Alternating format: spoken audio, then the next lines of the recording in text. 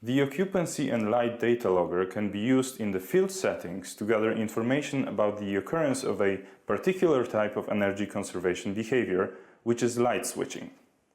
As opposed to natural observation, using data logger allows for fast, reliable, and uninterrupted measurement of participants' behavior, as well as provides an explicit operationalization of a given field experiment.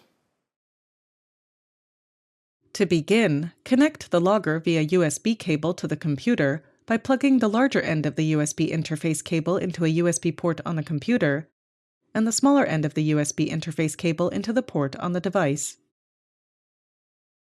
Launch the software by clicking the launch icon on the toolbar, which opens the logger's setup window.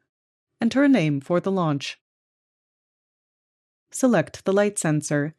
Set the measurement to log state from the drop-down list, and choose the state description off and on from the drop-down list. Select the occupancy sensor.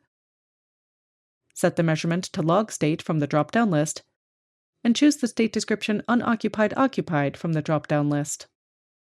Click the Filters button to enable automatic calculation of additional values. Select the sensor type of choice. Select the type of filter and the interval to use. Edit the name, and click Create New Series.